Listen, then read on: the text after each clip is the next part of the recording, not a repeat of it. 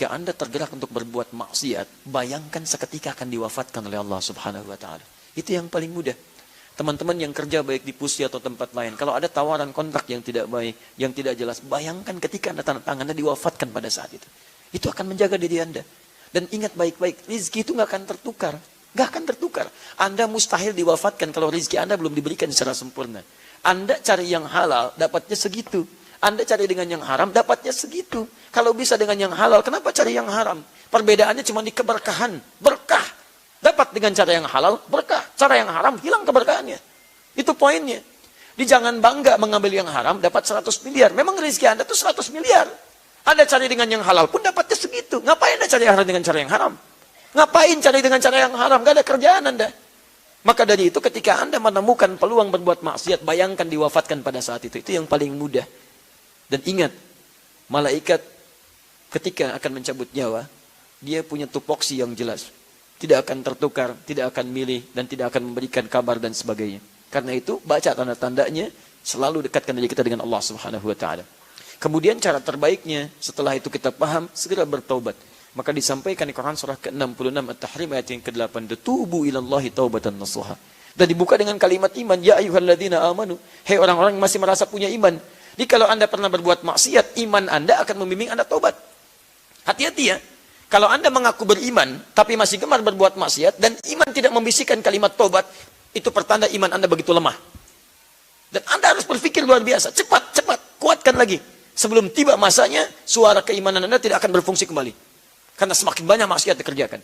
Tapi kalau pertanyaan Anda ini, artinya iman Anda masih normal. Kenapa kalimat tobat dibuka dengan kalimat iman? Artinya ketika ada seseorang salah, imannya kalau masih normal, akan mengarahkan dia untuk tobat. Ayo kembali, ayo berubah, ayo berubah. Yang jadi masalah ketika berbuat maksiat, hati Anda tidak terdorong. Nggak ada dorongan iman. Nggak ada. Yang paling bahaya ketika iman ditutup, kufur maksiat yang muncul. Itu yang paling bahaya. Kalau Anda tidak pernah berbuat salah, kemudian terpikir maksiat, pulang dari sini, yang dipakai sendal orang misalnya. Dan direncanakan. Wah, bagus kayaknya nih. Masya Allah. Begitu pulang dia pakai. Sebelumnya nggak pernah pakai sendal orang. Atau misalnya, pulang, sendal hilang. Hilang sendal. Begitu hilang sendal, ditungguin, nggak ada yang pulang nih. Nah, baik pulang semuanya. Begitu pulang semuanya, ini ada sendal nih, sisa di sini. Lumayan saya pakai lah. Kalau Anda belum pernah pakai sendal orang, itu iman Anda akan mengatakan, jangan. Walaupun ini ada yang tersisa, tapi itu bukan punya kamu. Jangan. Ada suara. Karena iman kita tidak akan membiarkan pemilik iman itu terjebak dalam perbuatan maksiat. Tapi sebaliknya, kalau terus maksiat, naktasah udah tertutup semuanya, maka suara iman akan hilang. Pelan. Yang ada adalah suara keburukan, suara maksiat, dibisikkan setan. Setan lewat nafsu. Sebelum berangkat pun sudah niat. Sendal itu yang saya pakai itu. Begitu selesai pengajian dipakai. Begitu pakai, hatinya mengatakan, kamu salah. Bukan yang itu. Harusnya yang itu yang lebih bagus lagi. Lebih jahat. Karena ini suara yang baiknya hilang. Makanya saya ucapkan selamat kepada Anda yang menuliskan kertas ini. Kenapa? Karena masih ada suara iman dalam diri Anda. Meminta Anda berubah. Makanya ketika Anda mau berubah harus total. Niatkan dengan total. Tubu ilallahi taubatan nasuha. Yang benar. Yang serius. Bagaimana cara serius itu? Ditafsirkan nanti pertama di Quran surah ke-4 ayat ke-17 tadi. Ya sampai 18-nya. Ayat 17 baca. Innamat taubatu ala Allahi lilladzina ya'maluna su'an bijahalatin thumma yatubuna min qarib. Taubat yang diterima oleh Allah adalah bagi seseorang yang pernah berbuat salah. Salahnya disebut dengan jahalah. Jahalah itu terbagi dua. Yang pertama memang nggak tahu itu dosa. Nggak tahu dosa. Nikmati misalnya kan acara gosip, macam-macam dan sebagainya. Kok nikmatin gosip? Itu dosa tahu? Nggak tahu. Nah karena nggak tahu, dia menyaksikan itu. Setelah tahu, dia pindah, saya tobat. Ya Allah, itu jahalah namanya. Ya, mamah tidak kakak. Alhamdulillah mah tidak seperti tante itu tuh. Sama, mamah juga dosa. Kasih tahu, tidak baik menyebutkan orang lain. Kembali. Ada yang kedua, jahalah kedua itu memang sudah tahu dosa, cuman dikerjain juga. Ini yang banyak. Sudah tahu salah, dikerjain. Kayak es batu ditiupin. Ya, jadi bohong, dusta, dosa enggak? Udah tahu dosa, dikerjain juga. Silakan cek, gosip itu tahu dosa. Sudah tahu dosa, dikerjain juga. Itu jahalah namanya. Ketika Anda terjebak pada yang seperti itu, maka segera bertobat. Tsumma yatubuna min qarib. Dia cepat bertobat. Tobat yang pertama itu disegerakan. Segerakan. Di ketika berbuat maksiat, seketika tobat. Astagfirullah, astagfirullah. Nah, kalau kebiasaan seperti itu, lama-lama kalimat tobat akan dominan dalam diri kita dan menekan perbuatan maksiat itu. Lama-lama, kalau awal-awal mau dikerjakan, astagfirullah, astagfirullah. Lama-lama kalimat istighfar hadir dalam jiwa, kelama-kelamaan bukan dikerjakan. Tapi saat melihat, sudah istighfar, astagfirullah. Saat mendengar, sudah anti, astagfirullah. Kalau Anda nggak percaya, silahkan.